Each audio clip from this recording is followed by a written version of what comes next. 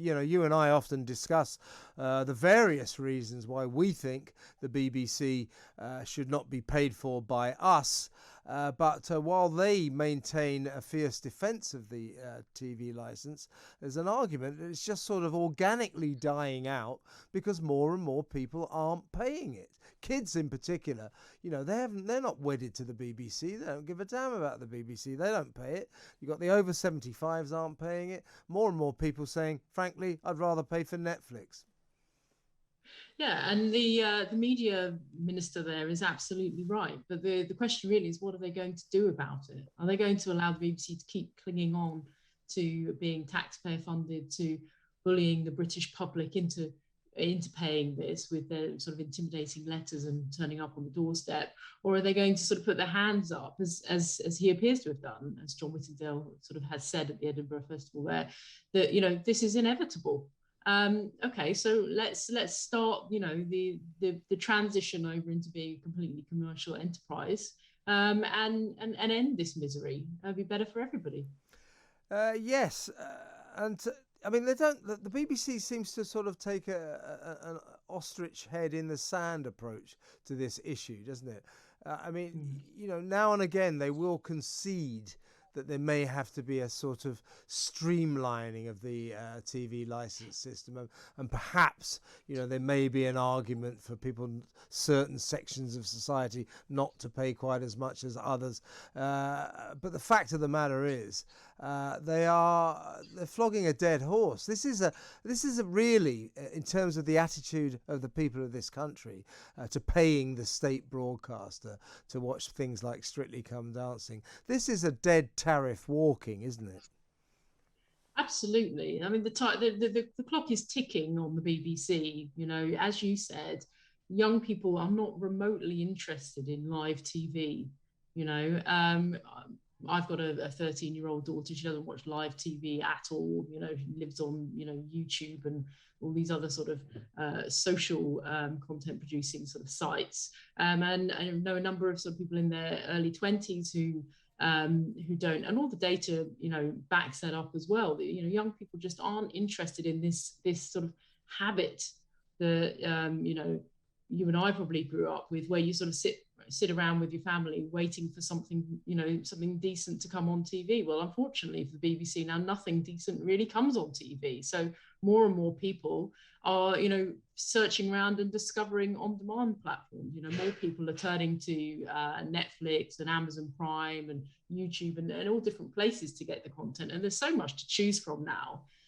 So yeah, the BBC is sort of on a high road to nothing.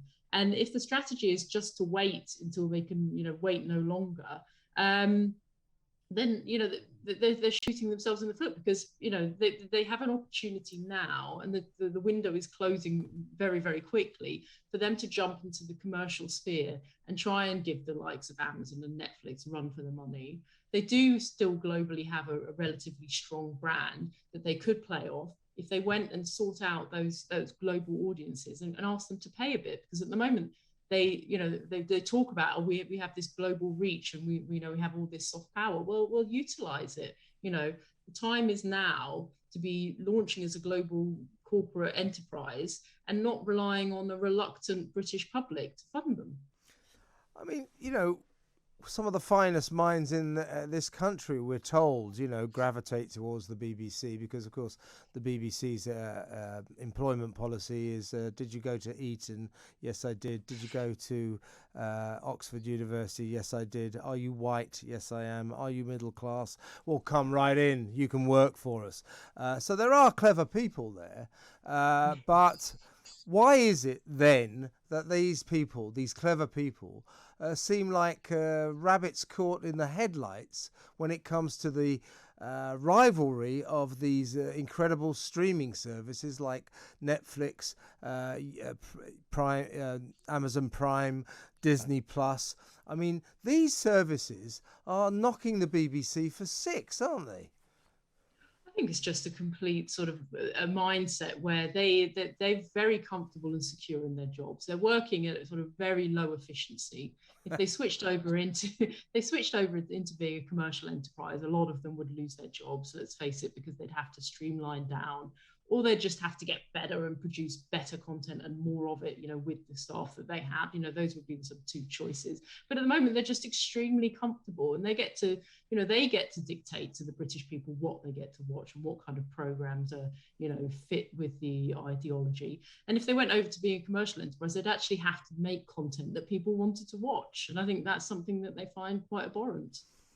Can we turn to the public school, Oxford educated Director General, Tim Davie, who got the job over a year ago, and everybody said he's going to take it in the right direction. He's going to get rid of all this woke rubbish. He's going to concentrate on making good programs and will not allow this organisation to continue to be the military wing of the Guardian, as it were.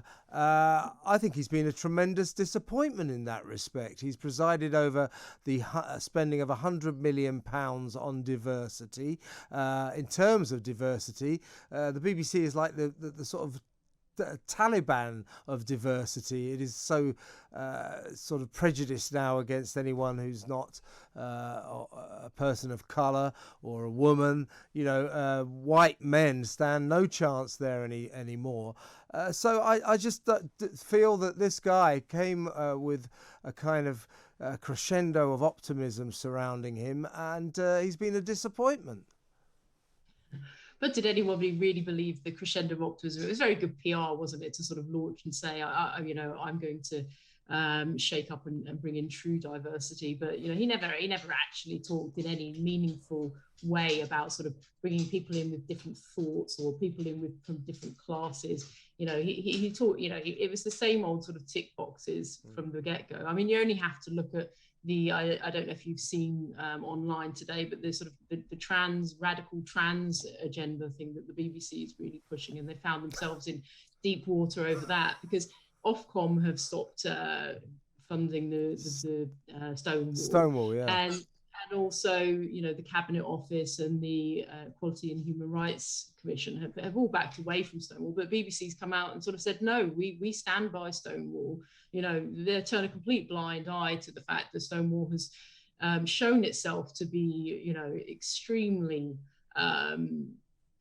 authoritarian in its rather radical views of sort of self-ID and what have you, and the BBC is perfectly prepared to stand by that publicly. We will keep funding Stonewall, and the rest of the country is sort of just left aghast whilst BBC is churning out content along these lines for children in via sort of BBC Bite Size. They're making programs sort of saying there were up to 100, over 100 genders, I think, and you can all choose whatever you want to be. And I think the British public just look on aghast. Yeah, I mean, they are completely out of tune with most of the TV license fee payers.